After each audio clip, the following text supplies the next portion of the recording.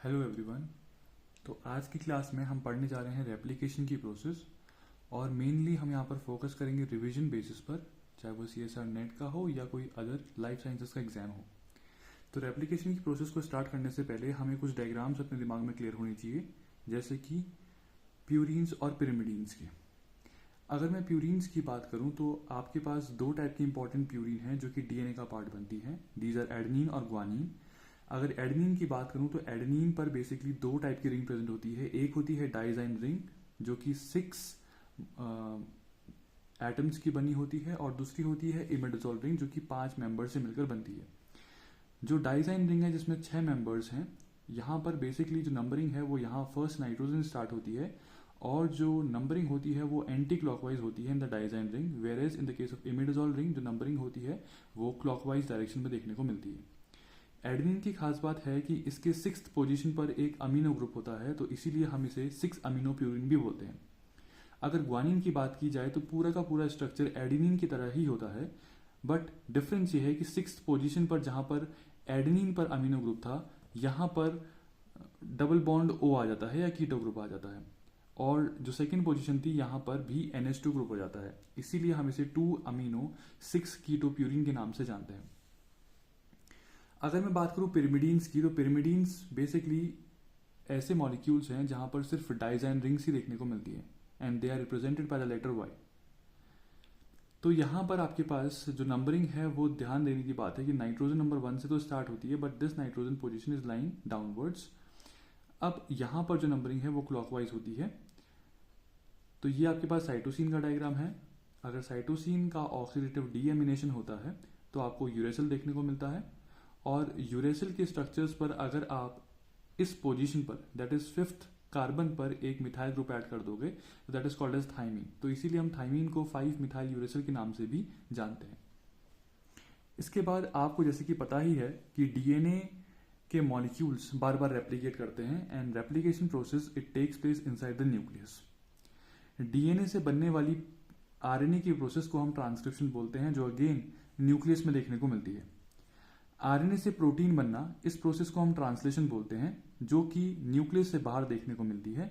Generally ये free ribosomes में या ऐसे राइबोसोम्स में जो कि रफ एंडोप्लाज्मिक रेटिकुलम से बाउंड है, वहां पर ये प्रोसेस देखने को मिलती है। अब कभी कभी आपके पास आरएनए वापस से डीएनए में ट्रांसक्राइब होता है। इस प्रोसेस को हम नॉर्मल ट्रांसक्रिप्शन ना बोलकर हम इसे रिवर्स ट्रांसक्रिप्शन बोलते हैं, या इस प्रोसेस को टेमिनिज्म नाम भी दिया जाता है। अब ये जो कंप्लीट ओवरऑल प्रोसेस है जहां पर डीएनए आरएनए में कन्वर्ट होता है या आरएनए प्रोटीन में कन्वर्ट होता है, this process it is called as central dogma, which was introduced by Watson and Crick. अब हमें पहले से पता है कि जब भी हम लोग ग्रोथ करती है, जब भी कोई सेल ग्रोथ करती है तो एक सेल से 2 सेल, 2 से 4 एंड सो ऑन डेवलप होते रहती हैं। तो सेल भी तब डेवलप होती है जब न्यूक्लियस डिवाइड करता है, जिस प्रोसेस को हम कार्योकाइनेसिस बोलते हैं। और न्यूक्लियस भी तब डिवाइड करता है जब डीएनए कंटेंट डिवाइड करते हैं या डीएनए डबल हो जाता है। तो इसी प्रोसेस को जहां पर डीएनए कंटेंट डबल हो जाता है, इस प्रोसेस को रेप्लिकेशन बोला जाता है। इस सिंपल भाषा में आप ये बोल सकते हो कि डीएनए अपनी एक कॉपी और बना देता है जो कि नेक्स्ट डॉटर सेल में पास होती है, जिस वजह से एक सेल 2 सेल में डिवाइड होती है, 2 सेल 4 सेल में, एंड सो ऑन, जिस वजह से हमें या किसी भी ऑर्गेनिज्म पर ग्रोथ देखने को मिलती है। तो डीएनए रेप्लिकेशन जहां पर डीएनए कंटेंट डबल किया जाता है, ये एक इंपॉर्टेंट प्रोसेस है न्यूक्लियर डिवीजन के लिए। ये आपको दिखाई दे रहा होगा, ये आपके पास रेड कलर में पेरेंट डीएनए है जो कि न्यूक्लियस के अंदर प्रेजेंट है, और यहाँ पर आपके पास रेड कलर का अगेन पेरेंटल डीएनए है। ये 2 पार्ट्स में डिवाइड हो गया है, और एक और कॉपी बनाई जा रही है जो कि ब्लू कलर पे है, this is called as daughter DNA. तो पेरेंट डीएनए से 2 कॉपीज बन गई हैं डॉटर डीएनए की। तो ये डॉटर डीएनए दूसरी सेल में पास ऑन हो जाएंगे, और आपके पास karyokinesis it will be followed by cytokinesis, और सेल डिवाइड हो जाएगी, 1 से 2 बन जाएगी, एंड सो ऑन। प्रोकैरियोट्स में 3 टाइप की डिवीजन होती है, interval, chromosomal duplication and division faces. In eukaryotes देखा जाए तो G1 phase, S1 phase, G2 phase और M फेज से हम बोलते हैं। तो जब आपके पास सेल डिवाइड होती है, ये सेल डिवीजन की फेजेस हैं इन प्रोकैरियोट्स एंड यूकैरियोट्स। अगर मैं बात करूं रेप्लिकेशन की, तो in the case of prokaryotes replication it takes place in the chromosomal division phase, where as in the case of eukaryotes it occurs in the S phase. कुछ replication की important properties हैं। First property ये है कि replication तो by directional होता है। कि रेप्लिकेशन दोनों ही डायरेक्शन में चलता है। वो कैसे चलता है हम आगे कवर करेंगे। सेमी कंजर्वेटिव होता है एंड सेमी डिसकंटिन्यूस होता है। अभी हमें सिर्फ प्रॉपर्टीज पढ़नी है, आगे हम लोग डिस्क्रिप्शन दे देंगे। डीएनए रेप्लिकेशन का डायरेक्शन हमेशा 5 प्राइम टू 3 प्राइम होता है, और अगर 5 prime to 3 prime direction DNA का रेप्लिकेशन होता है तो टेम्पलेट का strength 3 prime to 5 prime direction में देखने को मिलता है। रेप्लिकेशन एक टेम्पलेट डिपेंडेंट प्रोसेस है, मतलब अगर टेम्पलेट ना हो तो रेप्लिकेशन नहीं हो सकता, इसलिए टेम्पलेट बहुत इंपॉर्टेंट है। ये एक फाइडल प्रोसेस है। फाइडल प्रोसेस का मतलब है कि यहाँ पर मिस्टेक के चांसेस बहुत कम होते हैं, क्योंकि आपके पास जो डीएनए पॉलीमरेज होता है जो रेप्लिकेशन कराएगा, दैट इज द एंजाइम, इसके पास 3 प्राइम टू 5 प्राइम एक्सोन्यूक्लियस या प्रूफ रीडिंग एक्टिविटी प्रेजेंट होती है, जिस वजह से अगर कोई गलत न्यूक्लियोटाइड का एडिशन हो भी चुका है तो वापस से डीएनए पॉलीमरेज रिवर्ट बैक होकर उस पर्टिकुलर मिस्टेक को रिमूव कर सही करा जा सकता है।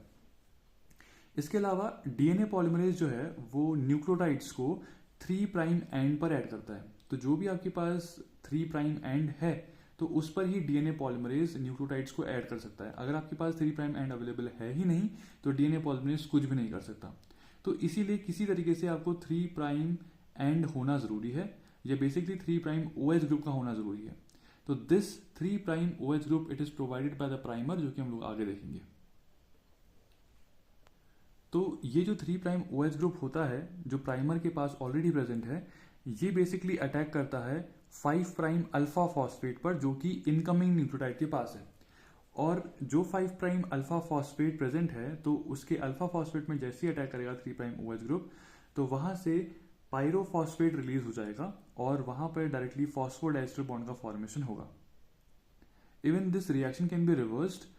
अगर आपने डायरेक्टली पायरोफॉस्फेट जो रिमूव हुआ था अगर वो वापस से डाल दिया जाए तो इस रिएक्शन को वापस से रिवर्स बैक किया जा सकता है। तो जैसा हमने बात करी थी कि प्राइमर की नीड होती है रेप्लिकेशन कराने के लिए, तो template primer junction it is needed. Template के साथ प्राइमर जंक्शन की जरूरत होती है।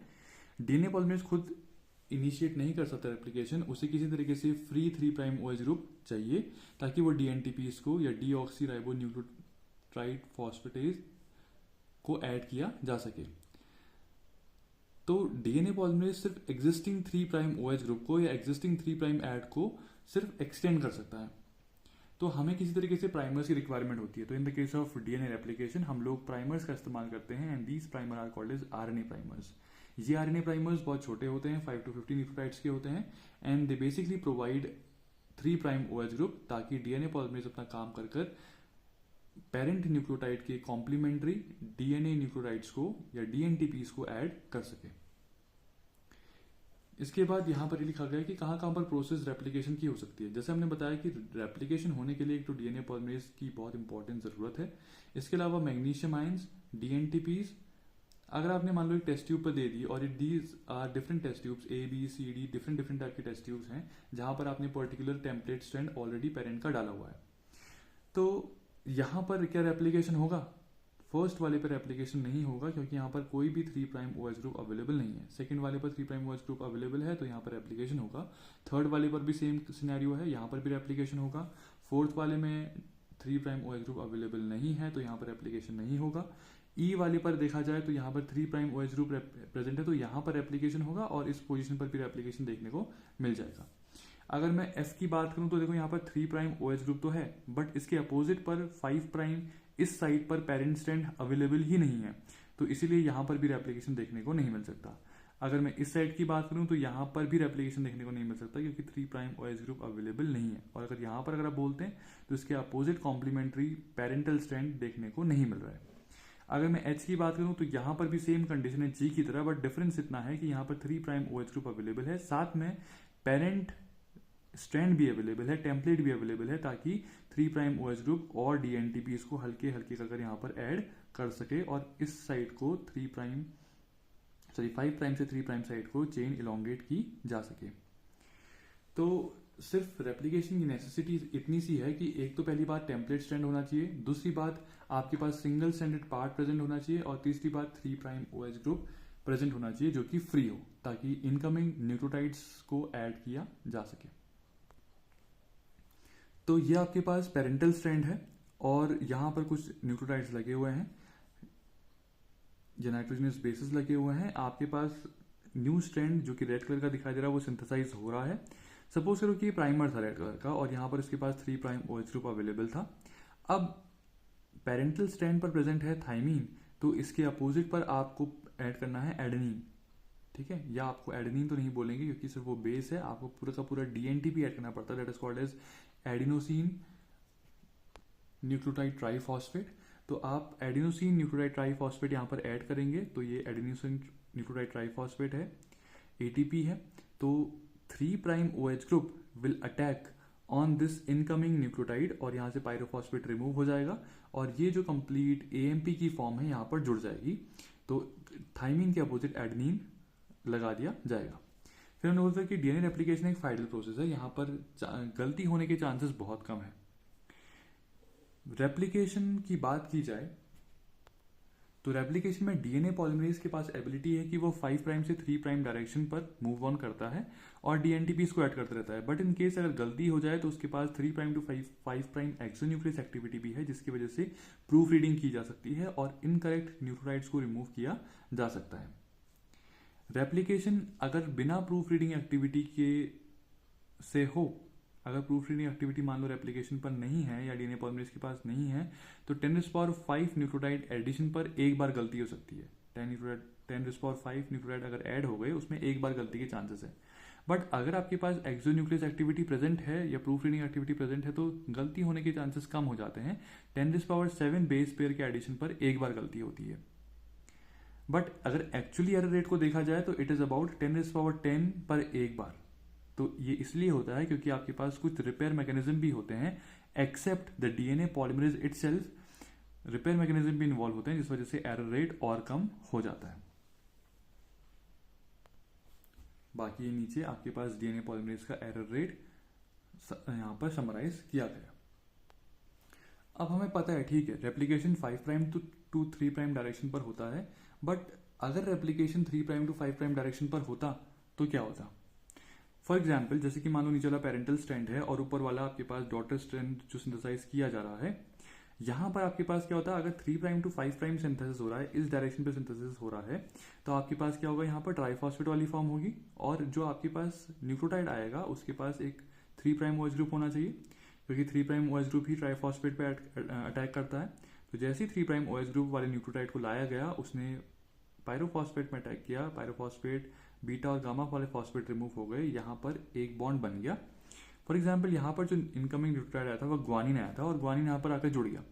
तो यहाँ पर तो नीचे एडेनिन था, यहाँ पर गलती से ग्वानिन जुड़ गया। अब इस ग्वानिन को कैसे रिमूव किया जाए, तो ग्वानिन को रिमूव करने के लिए 5' टू 3' एक्सोन्यूक्लियस एक्टिविटी काम करनी चाहिए। अभी तक क्या था, 3' टू 5' एक्सोन्यूक्लियस एक्टिविटी थी, क्योंकि डीएनए पॉलीमरेज का सिंथेसिस डायरेक्शन 5' टू 3' था।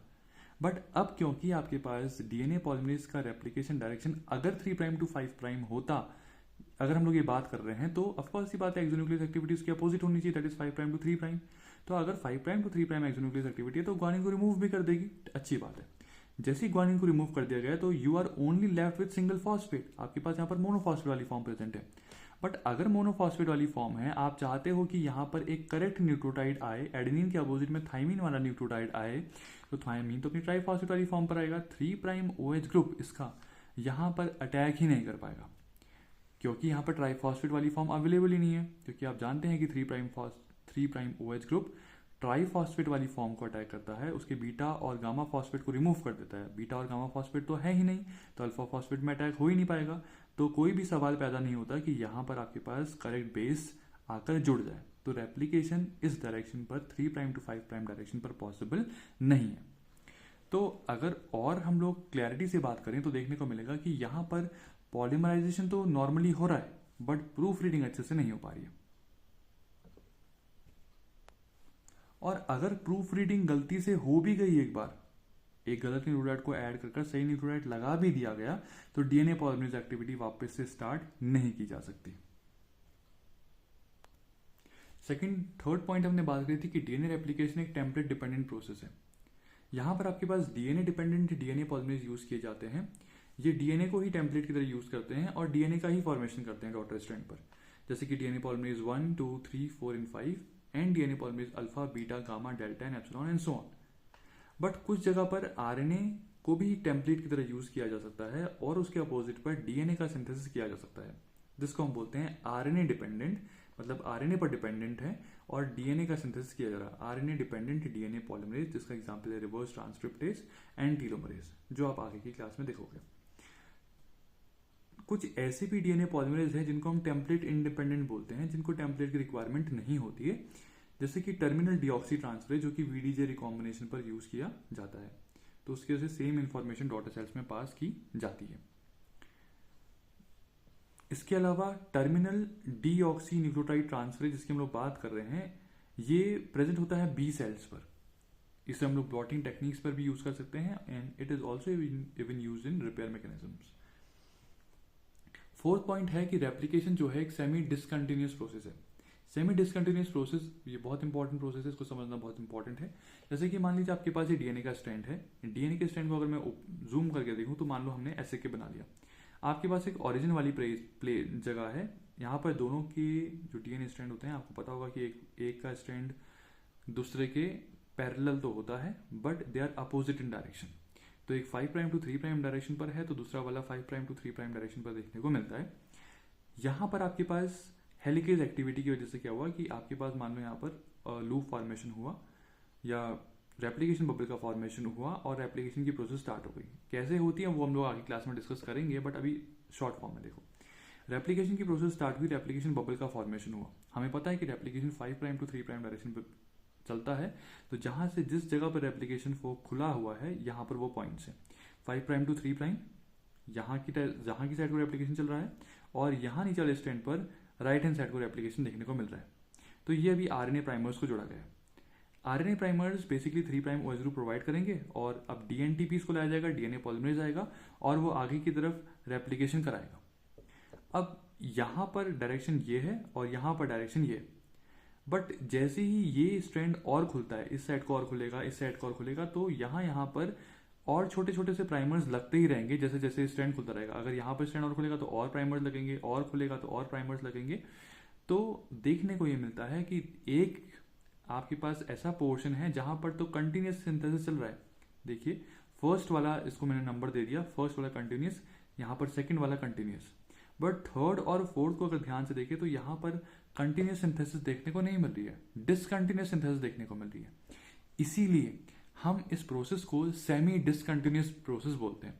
ये सिर्फ रिविजन क्लास है तो इसमें ज़्यादा हाइपर नहीं होना, हमें सिर्फ याद करना है कि सेमी डिसकंटिन्यूस प्रोसेस है। डिटेल में मैं बाद में आपको बहुत डिटेल में समझाऊंगा। तो सेमी डिसकंटिन्यूस क्योंकि कंटिन्यूस सिंथेसिस भी हो रही है और डिसकंटिन्यूस सिंथेसिस भी हो रही है, इसीलिए हम इस प्रोसेस को सेमी डिसकंटिन्यूस बोलते हैं। कंटिन्यूस सिंथेसिस जहां पर हो रही है तो वहां पर लीडिंग स्ट्रैंड का फॉर्मेशन होता है, और जहां पर डिसकंटिन्यूस सिंथेसिस चल रही है वहां पर हमसे बोलते हैं कि वहां पर लैगिंग स्ट्रैंड बने। अब ठीक है, ये आपके पास रेप्लिकेशन हो गई है। अब देखो जहां पर भी आपके पास शॉर्ट से डीएनए के फ्रेगमेंट्स बने हैं, एक्सेप्ट द प्राइमर्स को छोड़कर जहां पे छोटे छोटे से फ्रेगमेंट्स बने हैं डीएनए के, जहां पर डीएनटीपीस को जोड़ा गया है, उनको हम बोलते हैं ओकाजाकी फ्रेगमेंट्स। इनको हम शॉर्ट डीएनए फ्रेगमेंट्स के नाम से भी जानते हैं। तो अगर ये ओकाजाकी फ्रेगमेंट जो कि ब्लू कलर में दिखाई दे रहे हैं छोटे छोटे से, अगर इनकी बात की जाए तो ये 1000 to 2000 हो सकते हैं in number in the case of prokaryotes, but in the case of eukaryotes इनका नंबर थोड़ा कम होता है, 100 to 200 ओनली। अब देखो डीएनए रेप्लिकेशन एक सेमी कंजर्वेटिव प्रोसेस है। वॉटसन क्रिक ने बोला था it was proved by Meselson Stahl in E coli पर it was proved by Meselson Stahl. ठीक हो गया। अब सेमी कंजर्वेटिव का मतलब है कि एक, देखो मैंने यहाँ पर आपको बना रखा है कि आपके पास ब्लू कलर के स्ट्रैंड्स हैं जिनको हम पेरेंटल स्ट्रैंड बोलेंगे, दोनों ही पेरेंटल स्ट्रैंड है। पेरेंटल स्ट्रैंड सेपरेट होंगे, देखो एक ब्लू कलर का स्ट्रैंड यहाँ पर सेपरेट हो गया, एक यहाँ पर सेपरेट हो गया, और जो न्यू स्ट्रैंड रेड करके दिखाए गए हैं, न्यू स्ट्रैंड का सिंथेसिस हो रहा है। तो हाफ इन्फॉर्मेशन पेरेंट वाली ही है और हाफ इन्फॉर्मेशन जो है वो नहीं है, इसीलिए हम इस प्रोसेस को सेमी कंजर्वेटिव प्रोसेस बोलते हैं। Half of the information it is conserved. अब अगर मान लो आपके पास पता ही नहीं होता कि जो डीएनए रेप्लिकेशन है वो सेमी कंजर्वेटिव प्रोसेस है, तो उससे पहले क्या क्या पॉसिबिलिटीज रही होंगी या साइंटिस्ट ने क्या क्या सोचा होगा कि आपके पास डीएनए रेप्लिकेशन की प्रोसेस क्या होती है। तो हमारे पास 4 पॉसिबिलिटी हैं। या तो डीएनए रेप्लिकेशन आपके पास कंजर्वेटिव हो सकता है, नॉन कंजर्वेटिव हो सकता है, सेमी कंजर्वेटिव हो सकता है या डिस्पर्सिव हो सकता है। अगर ध्यान दिया जाए तो कंजर्वेटिव का मतलब है, देखिए कि पेरेंटल स्ट्रैंड अपना अलग बना हुआ है और जो डॉटर वाले स्ट्रैंड्स में डीएनटीपी आएंगे वो सारे ही अपना अलग डीएनए हेलिक्स बनाएंगे। तो इसे हम लोग बोलेंगे कि पेरेंटल स्ट्रैंड की इन्फॉर्मेशन अलग से कंजर्व रह रही है। नॉन कंजर्वेटिव का मतलब है कि पेरेंटल स्ट्रैंड की इन्फॉर्मेशन कहीं पर भी अवेलेबल नहीं है, सिर्फ जो नए डीएनटीपीज हैं वही आपस में हेलिक्स का फॉर्मेशन कर रहे हैं या डीएनए के स्ट्रक्चर्स बना रहे हैं।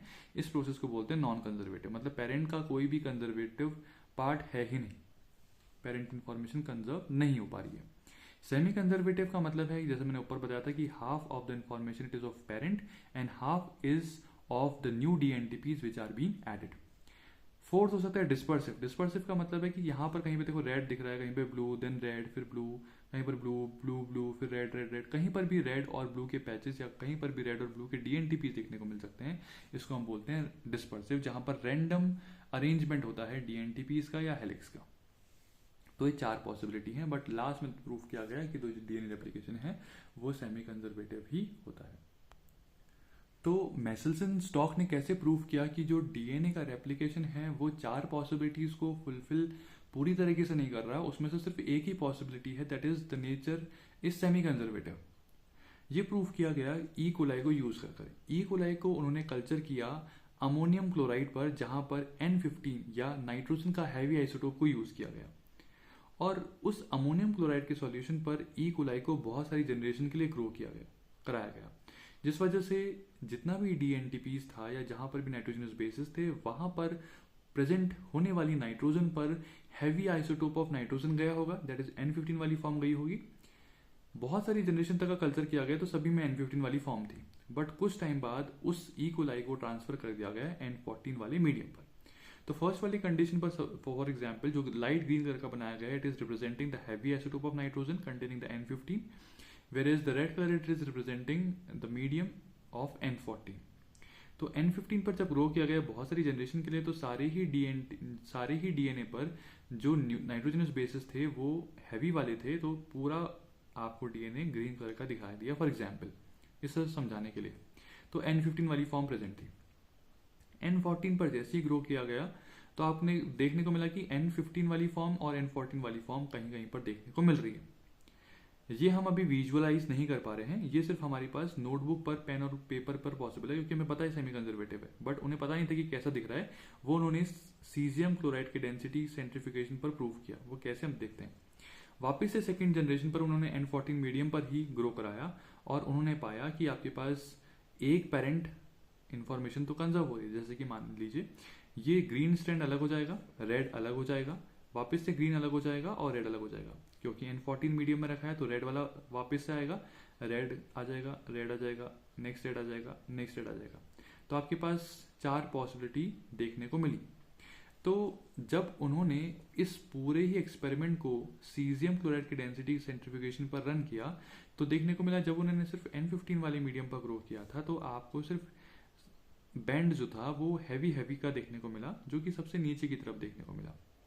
बट जैसे ही आपने N14 पर स्विच किया ई कोलाई को, तो आपको बैंड हैवी से थोड़ा सा ऊपर, दैट इज हैवी लाइट वाले एरिया पर देखने को मिला। बट जैसे ही आपने सेकेंड जनरेशन के लिए N14 मीडियम पर और रखा तो देखने को मिला कि इस वाले पार्ट पर लाइट वाले बैंड भी देखने को मिला है। हैवी लाइट तो कांस्टेंट था, उसके अलावा लाइट भी देखने को मिला। इसका मतलब है कि हाफ इंफॉर्मेशन हमेशा कंजर्व रहती है डीएनए रेप्लिकेशन के दौरान।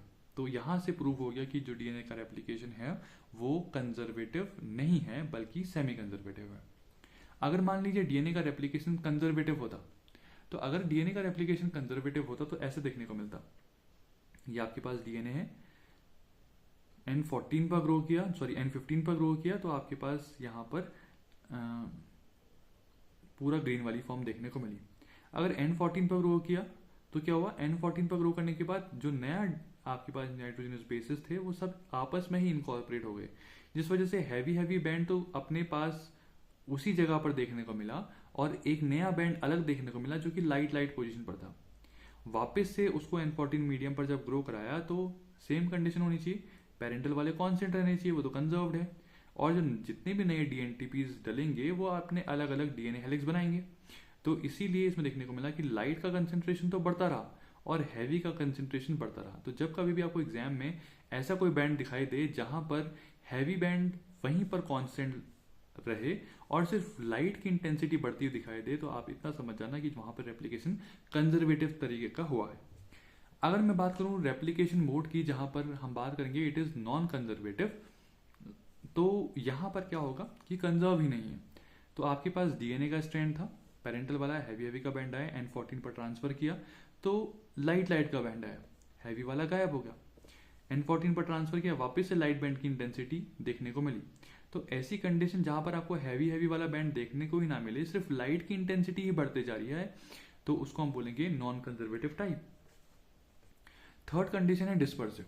डिस्पर्सिव में आपको क्या देखने को मिलेगा कि आपके पास N15 वाला मीडियम वाला था, जहां पर हैवी हैवी वाला बैंड था। N14 वाला मैं जैसे ही डाला तो यहां पर, जैसे मैंने बताया था कि रैंडम अरेंजमेंट होता है या रैंडम अटैचमेंट्स होते हैं डीएनटीपीज के, तो आपको एक कांस्टेंट हैवी लाइट वाला इंटरमीडिएट बैंड देखने को मिलेगा। और यही इंटरमीडिएट बैंड आपको और भी आगे जाकर देखने को मिलेगा जब इसको वापस से इक्वलाई को N14 मीडियम पर डाला जाएगा। बट हल्के हल्के कर कर अगर ऐसी N14 पर रखा गया तो वापस से लाइट बैंड की इंटेंसिटी बढ़ती ही जाएगी। आपको यहाँ पर हैवी हैवी या लाइट लाइट का बैंड स्पेसिफिकली देखने को नहीं मिलेगा। हैवी लाइट के एरिया पर ही लाइट की इंटेंसिटी या ऊपर की तरफ को इंटेंसिटी बढ़ती हुई नजर आएगी। तो ये आपके पास डिस्पर्सिव का एग्जाम्पल है।